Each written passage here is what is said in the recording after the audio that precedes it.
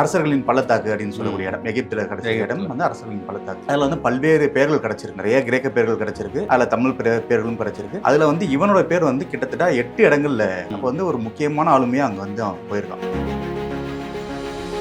இப்போ செங்குட்டன் இந்திய நிலப்பரப்பு முழுவதும் ஓரளவுக்கு முழுவதும் ஆட்சி செய்கிறான். அப்போ வந்து இந்த மன்னர்கள் வந்து கிரேக்க மன்னர்கள் வந்து ஆட்சி செய்கிறாங்க, செலிசைன் மன்னர்கள் ஆட்சி செய்கிறாங்க. இவங்க கூட வந்து ஒரு வணிக தொடர்பு வந்து செங்குட்டன் இருந்திருக்கும். அதனால தான் அவன் கடல் பிரகோட்டியவன் என்ற அந்த பேர்லாம் வருது.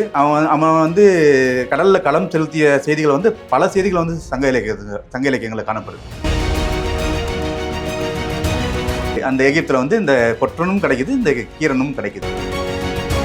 கிமு 3ஆம் நூற்றாண்டுல இருந்த ஒருத்தங்க சமஸ்கிருதம் பயன்படுத்தினான்றது அங்க வந்து ஒரு மாதிரியான ஒரு கேள்விக்கான மித்து தான் அது. இதையும் தாண்டி நமக்கு வந்து இன்னும் சரியா சொல்லணும்னு பாத்தீங்கன்னா, கபிலரோட குறிஞ்சிப்பாட்டுல வந்து மணி சிகை அப்படின்ட்டு ஒரு பூவை பத்தி கபிலர் பாரு. அப்ப இந்த சிகைன்ற சொல்லு சமஸ்கிருதம்ன்ற ஒரு மொழி உருவாகிறதுக்கு முன்னாடியே நம்ம தமிழ் மொழியில இருக்கு. இந்த சிகை கொற்றன்ற ஒரு பேர் வந்து எகிப்துல கிடைக்குது. 20 தமிழ் கல்வெட்டுகள் கிடைக்குது, 20க்கும் மேற்பட்ட தமிழ் கல்வெட்டுகள் கிடைக்குது. எகிப்துல இப்படி ஒரு தமிழ் கல்வெட்டு கிடைக்குதுன்னா தமிழக அரசு உடனே என்ன பண்ணிருக்கணும், அதுக்கு ஒரு குழு அமைச்சு அதை கொண்டாடி இருக்கணும். அது ஒரு அறிக்கையா வெளியேற்றிருக்கணும், தமிழக முதல்வர் வெளியேற்றிருக்கணும். ஒரு குழு அமைச்சு அதை ஆய்வு பண்றது இங்க இருந்து ஒரு குழு வந்து அங்க அமைச்சிருக்கணும். ஆண்டுக்கு 7 கோடி ரூபாய் செலவு பண்ற இந்த அரசு, மொழி ஆராய்ச்சின்ற பேர்ல செலவு பண்ற அரசு திரும்ப வந்து 6 கோடி ரூபாய் அரசுக்கே திரும்ப அனுப்பிட்டு இருக்கு. 13 ஆண்டுகளுக்கு மேலாக தமிழகத்தின் ஒப்பற்ற வீடு மற்றும் மனை சார்ந்த அனைத்து தேவைகளுக்கும் சிறந்த ஒரே நிறுவனம் நிம்மதி ப்ராப்பர்ட்டி மேனேஜ்மெண்ட். தங்களின் தேவை எங்களின் சேவை. தொடர்புக்கு 7667008999. அருந்தமிழ் நேயர்களுக்கு வணக்கம். இன்றைக்கு நாம் சந்திக்க இருக்கும் அரசியல் ஆளுமை நாம் தமிழர் கட்சியின் அம்பத்தூர் சட்டமன்ற தொகுதி வேட்பாளர் திரு சிலம்பரசன் அவர்கள். வணக்கம் சிலம்பரம். வணக்கம். எப்படி இருக்கீங்க? நல்லா இருக்கு. எப்படி போகுது களம்? சூப்பராக போயிட்டு இருக்கு. இன்னைக்கு ரொம்ப சர்ச்சையாக பேசக்கூடிய பொருள் என்னன்னா, எகிப்துல வந்து ஒரு எழுத்து கண்டறிக்கும், தமிழ் பிராமி எழுத்து அப்படின்னு சொல்றாங்க. அந்த எழுத்துல வந்து சிகை கொற்றன் அப்படிங்கிற ஒரு பொருள் வர்ற மாதிரி ஒரு பேர் இருக்கு. அந்த தச்சரா சிற்பியா யார் அவரு? இல்லை, என்னன்னா இப்ப அந்த வியாபாரம் செய்ய வணிகர் அப்படின்னு சொல்றாங்க. அந்த வணிகர் சொல்றதுலதான் ஒரு சிக்கல் இருக்கு. அதுக்கு முன்னாடி நம்ம என்ன பார்க்கணும்னா, இப்ப நீங்க சொல்லும் போதே ஒரு தமிழ் பிராமி அப்படின்னு சொன்னீங்க. அதுல ஒரு திருத்தம் என்னன்னா, அது பேர் வந்து தமிழி. ஆமா, அது வந்து தமிழ் பிராமின்ற ஒரு திரிபு சொல்ல வந்து அவங்க வந்து தொடர்ந்து பண்ணிட்டு இருக்காங்க. அது அந்த திருத்தம் சொல்லி விரும்புறேன். இந்த சிகை கொற்றன் அப்படின்னு பார்க்கும்போது என்னன்னா, எப்பயுமே எந்த ஒரு ஆய்வு பண்ணி அதன் மூலமா ஒரு முடிவை கொண்டு வரணும். இந்த சிகை கொற்றனா இருக்கட்டும், தமிழரோட வரலாறா இருக்கட்டும், எப்பயுமே என்ன நடக்கும்னா ஒரு முடிவு ஒன்று சொல்லிடுவாங்க முன்பே. பார்த்தீங்கன்னா வந்து ஒரு வணிகன் அப்படின்ற ஒரு முடிவுக்கு வந்துட்டு தான் ஆய்வு பண்றாங்க. நம்மளோட வரலாறும் அப்படிதான். எதுவாக இருந்தாலும் நம்ம கல்வெட்டு கிடைச்சதுன்னா உடனே வந்து கிமு 1 நூற்றாண்டு அப்படின்னு ஒரு முடிவுக்கு வந்துருவாங்க. இல்லை கிபி 1 நூற்றாண்டு 2ஆம் நூற்றாண்டு அதுக்கப்புறம் தான் ஆய்வு செய்யவே தொடங்குவாங்க. அந்த மாதிரி இவன் வந்து ஒரு வணிகன் அப்படின்ற ஒரு முடிவுக்கு வந்துட்டாங்க. ஆனா என்னை பொறுத்தவரையும் அவன் வந்து ஒரு அரச தூதுவனா இருப்பான் அப்படின்ட்டு தான் நான் பார்க்குறேன். அரச தூதுவன் இல்லை அரச படைத்தலைவன் அப்படி அவனாக தான் இருக்கணும். இப்போ அந்த இடம் பார்த்தீங்கன்னா, இந்த அரசர்களின் பள்ளத்தாக்கு அப்படின்னு சொல்லக்கூடிய இடம் எகிப்துல கிடைச்ச இடம் வந்து அரசர்களின் பள்ளத்தாக்கு. அதுல வந்து பல்வேறு பேர்கள் கிடைச்சிருக்கு, நிறைய கிரேக்க பேர்கள் கிடைச்சிருக்கு, அதுல தமிழ் பேர்களும் கிடைச்சிருக்கு. அதுல வந்து இவனோட பேர் வந்து கிட்டத்தட்ட 8 இடங்கள்ல கிடைச்சிருக்கு. அப்போ வந்து ஒரு முக்கியமான ஆளுமையா அங்க வந்து அவன் போயிருக்கான். அதை தாண்டி தமிழ் பேர்கள் நிறைய கிடைச்சிருக்கு. ஒரு 3 பேர்கள் கிடைச்சிருக்கு, 4 பேர்கள் கிடைச்சிருக்கு. கீரன், சாத்தன், கோபன் அப்படின்ற பேர்கள்லாம் கிடைச்சிருக்கு. ஆனா இவங்க எல்லாருக்கும் இல்லாத சிறப்பு என்னன்னா, இவனுக்கு ஒரு தனி இடம் வந்து அந்த 8 இடத்துல இவன் பேர் இருந்தது. அது எல்லாமே அங்க இருக்க கிரேக்க பேர்கள் வந்து ஒரு பாறையில ஒரு சிவற்றில் வந்து கிரேக்க பேர்கள் எல்லாம் இருக்கு. அதற்கு மேல இவன் பேர் இருக்கு. எல்லா பேருக்கும் மேல வந்து முதல் பேரா வந்து இவன் பேர் இருக்கு. அப்போ எனக்கு தெரிஞ்ச ஒரு வணிகன்கிற தாண்டி ஒரு அரச தூதுவனா இருக்கலாம், இல்ல அரசர்களுக்கு அருகில் இருந்த ஒரு ஆளா கூட இருக்கலாம் இல்லையா?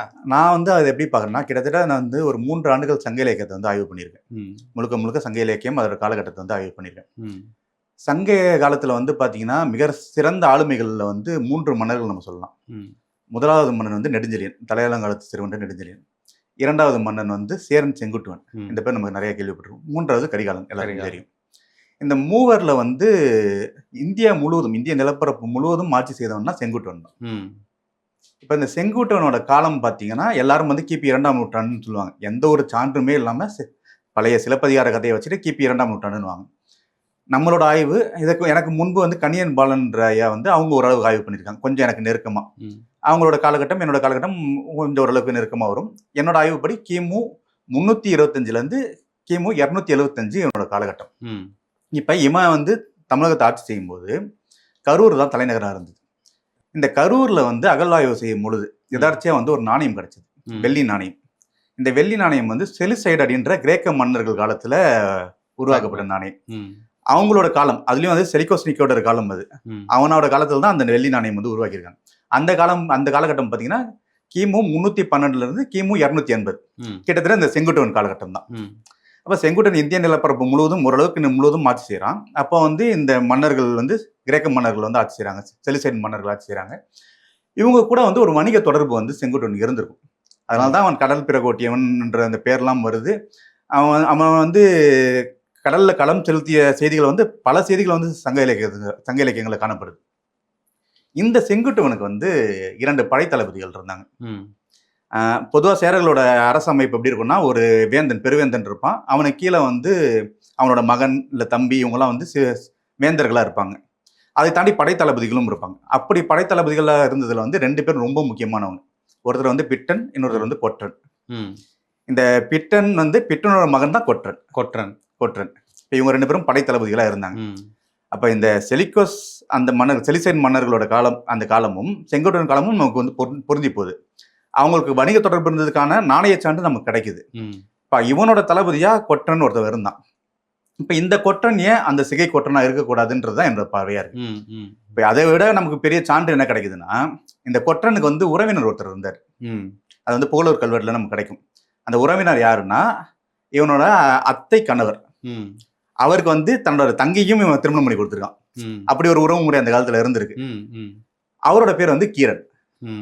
இப்ப இந்த 2 பேருமே உங்களுக்கு அங்க கிடைக்குது.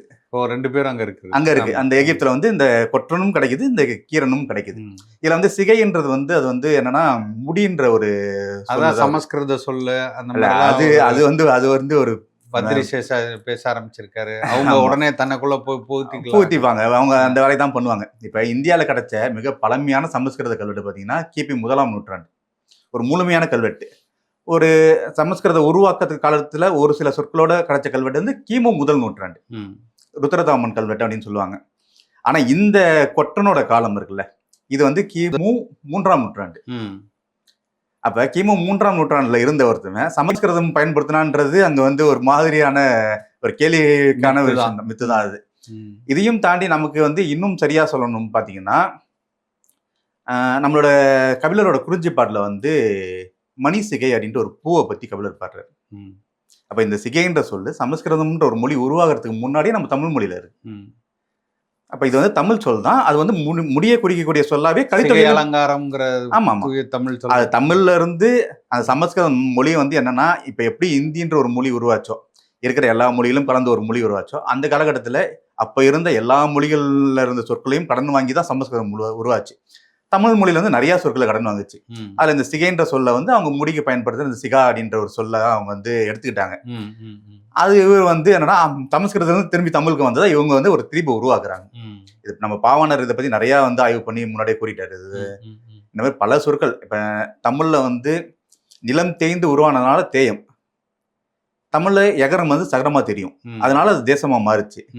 அதையே அவங்க தேசா மாத்தி தேசில இருந்து தான் தேசம் வந்ததுன்ற ஒரு திருப்பி உருவாக்குறாங்க. அப்ப மொழிபெயர் தேயம்ட்டு மாமூலனார் வந்து சமஸ்கிருதம் உருவாக்குறதுக்கு 500 ஆண்டுகளுக்கு முன்பே சொல்லிட்டாரு. இந்த மாதிரி பல சொற்கள் இருக்கு.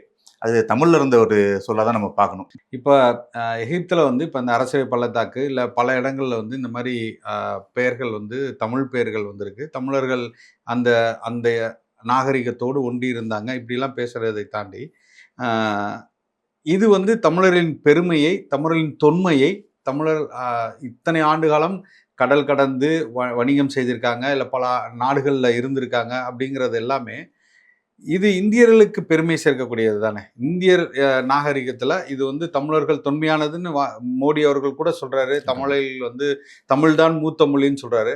அப்புறம் ஏன் இந்த இடையில வந்து திராவிடம் அப்படின்ற ஒரு வார்த்தை வருது? அவர்கள் கூட தமிழ் அப்படின்னு சொல்லிடுறாங்க. ஆனா இங்க உள்ளவர்கள் வந்து அதை ஏற்றுக்கொள்ள மாட்டேங்கிறாங்க. திராவிடம் அப்படிங்கிறாங்க. இது வந்து திராவிட இனம், திராவிட மொழி அப்படிங்கிற ஒரு இடத்துக்கு நகர்ந்து கொண்டே இருக்கிறாங்கல்ல. இப்ப இருக்கக்கூடிய திமுக அரசு கூட இதை தான் செய்யுது. இப்போ பார்த்தீங்கன்னா கீழடி, பொருணையா இருக்கட்டும், இதெல்லாம் வந்து அந்த நாகரிகத்தை ஒட்டி ஆய்வுகள் நடந்து நம்மளுக்கான தொன்மம், இதுக்கு முன்னாடி நம்ம இரும்பை உருக்கி நம்ம வந்து வேலைப்பாடுகள் செஞ்சுருக்காங்க. அதை தாண்டி கல்வி அறிவு பெற்றிருக்காங்க. எல்லா இடத்துலையும் நம்மளோட எழுத்துக்கள் பொறிக்கப்பட்டிருக்கு. அப்படிலாம் சொல்லும்போது அவர்கள் ஏற்றுக்கொண்டால் கூட இங்கே உள்ள திராவிடர்களுக்கு அதை எதிர்க்கிறதுக்கு காரணம் என்ன?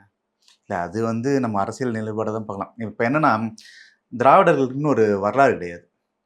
இப்போ நமக்கு வந்து ஒரு மிகப்பெரிய வரலாறு இருக்குது. இப்போ குறைஞ்சது நம்மளால் உறுதியாக 5600 ஆண்டுகள் வரல, இது அறிவியல் சான்றோட சொல்ல முடியும்.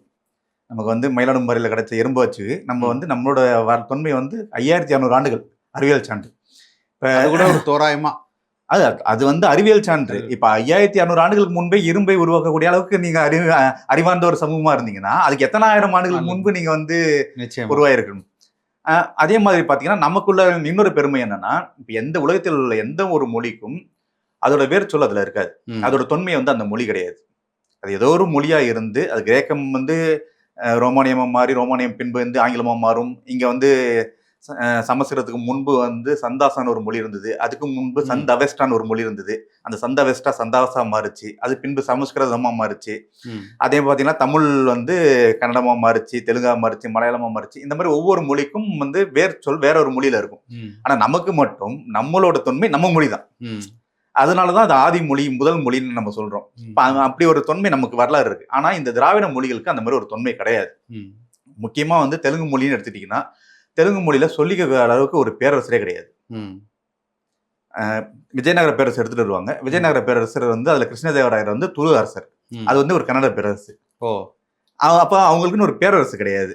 அப்ப அவங்களுக்குன்னு ஒரு வரலாறு கிடையாது. அவங்களோட வரலாறு எல்லாம் நம்மளோட வரலாறு தான். அவங்க வந்து ஆரம்பத்துல இருந்தே நமக்கு வந்து தளபதிகளா வேலை செஞ்சதுதான் அவங்களோட மிகப்பெரிய வரலாறாவே இருந்திருக்கு.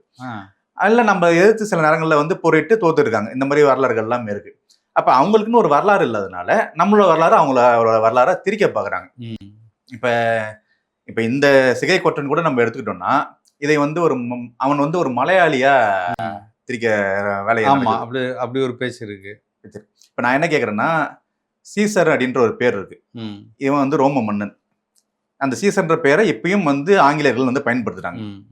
நீங்க ஒரு 2000 ஆண்டுகளுக்கு முன்பு, ஒரு 1800 ஆண்டுகளுக்கு முன்பு இருந்த ஒரு நிலப்பகுதியில வந்து அகழ்வாய்வு பண்ணி சீசர்ன்ற ஒரு பேர் எடுத்தீங்கன்னா, அது ரோம பேரா பாப்பீங்களா, ஆங்கில பேரா பாப்பீங்களா? இப்ப கொற்றன்ற பேர் மலையாளத்துல இருக்குன்றதுக்காக அவங்க வந்து அது மலையாளியா இருக்கிறது வந்து எனக்கு தெரிஞ்சு மலையாளிகள் எல்லாம் தூய தமிழ் பேர் தான் வச்சிருக்காங்க. ஆமா, அங்க பேசக்கூடியது நம்மை விட அவர்கள் வந்து தமிழ் வார்த்தைகளை, தமிழ் அருவி என்ற சொல் கூட அவர்கள் தான் பயன்படுத்துறாங்க. அதுதான் இப்ப என்னன்னா, அந்த ஒரு 250 ஆண்டுகளுக்கு முன்பு எழுத்தச்சென்ற ஒருத்தர் வந்து சமஸ்கிருத மொழி அதுக்குள்ள திணிச்சு ஒரு இலக்கணம் எழுதி மலையாளம்ன்ற ஒரு மொழியை உருவாக்குறாரு. அதுக்கு முன்பு அந்த மொழியோட பேர் வந்து பச்சை மலையாளம். நான் சொல்றேன், அந்த பச்சை மலையாளத்தை எடுத்தீங்கன்னா முழுக்க முழுக்க தமிழ் சொற்கள் தான். அப்ப அது ஒரு வட்டார வழக்கா இருந்தது. தமிழ் மொழி வந்து வடுக தமிழ், கொடுந்தமிழ், தூய தமிழ், மலையாள தமிழ், இந்த மாதிரி பல்வேறு தமிழா இருந்தது. அது ஒரு மலையாள தமிழா இருந்தது, அவ்வளவுதான். அது வந்து தமிழ் மொழி தான்.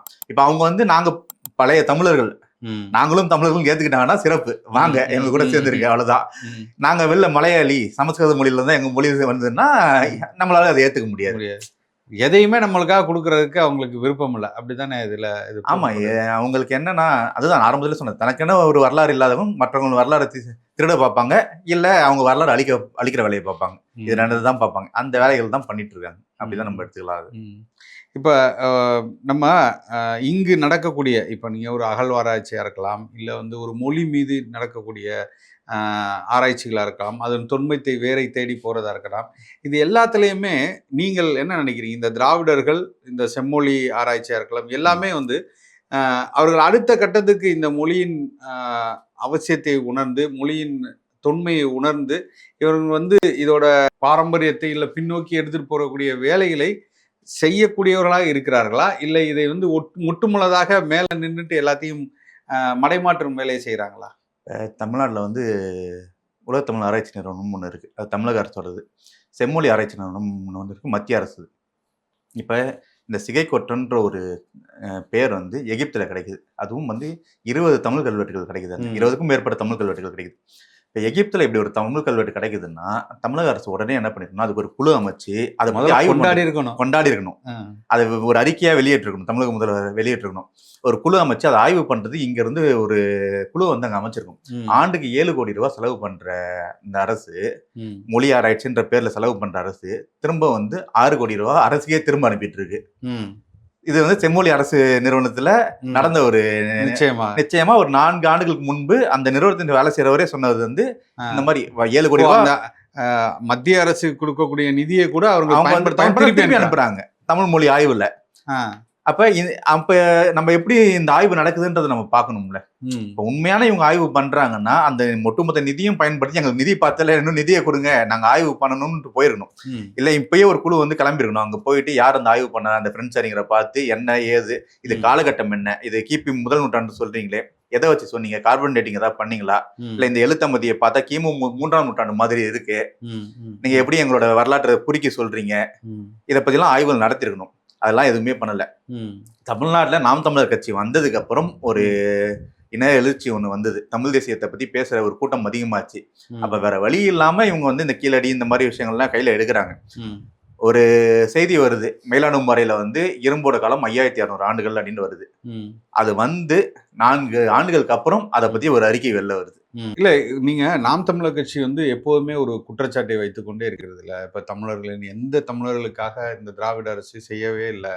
திராவிட அரசு வந்ததுக்கப்புறம் தமிழரின் எந்த ஒரு ஆராய்ச்சியோ இல்லை தமிழ் மொழி மீது கொண்டாரு. ஆனால் கலைஞர் அவர்கள் தான் செம்மொழி அந்தஸ்து வாங்கி கொடுத்துருக்காரு. திராவிட அரசு தான் திமுக தான் வந்து தமிழர்களுக்காக பல தமிழ் மொழியை காப்பதற்காகவும் தமிழை காப்பதற்காகவும் பல கட்டத்தில் வந்து போராடி இருக்காங்க. அதுக்காக வந்து குரல் கொடுத்துருக்காங்க. இந்த தமிழ் மொழியை நீங்கள் சொன்ன மாதிரி பார்த்தீங்கன்னா இந்த ஐடி புரட்சியில் வந்து தமிழை வந்து தட்டழிச்சுக்கலாம் மாத்திரலேருந்து எல்லாமே திராவிடம் தான் செஞ்சுருக்குன்னு சொல்கிறாங்க. ஆனால் நாம் தமிழர் கட்சி தொடர்ந்து எதிர்த்துக்கிட்டே இருக்கீங்க. இல்லை இப்போ நீங்கள் சொல்கிறதே தான். இப்போ கலைஞர் தான் வந்து செம்மொழி ஆக்குனாருன்னு சொன்னீங்க. இப்போ கலைஞர் செம்மொழி ஆக்குனாருன்னா செம்மொழிக்குன்னு ஒரு தனி சிறப்பு இருக்குது. மற்ற மொழிகளுக்கு இல்லாத ஒரு சிறப்பு என்னென்னா அது தொன்மையாக அதுக்குன்னு ஒரு 7 க்ரைட்டீரியா இருக்குது. அதில் வந்து 7 க்ரைட்டீரியாவும் கொண்டது தான் தமிழ் மொழி. ஆனால் மற்ற மொழிகள் எப்படி செம்மொழி வாங்குச்சுங்க? கூடவே தெலுங்கு வாங்குச்சு, மலையாளம் வாங்குச்சு, கன்னடம் வாங்குச்சு. அப்போ 10ஓட 11 கொண்டு போய் சேர்த்துட்டாரு கலைஞர் வந்து தமிழ் மொழியை வந்து கொண்டு போய் சேர்த்துட்டாரு. தமிழ் மொழி மட்டும் அங்கே செம்மொழியாக இருந்திருந்ததுன்னா அது தனி சிறப்பு.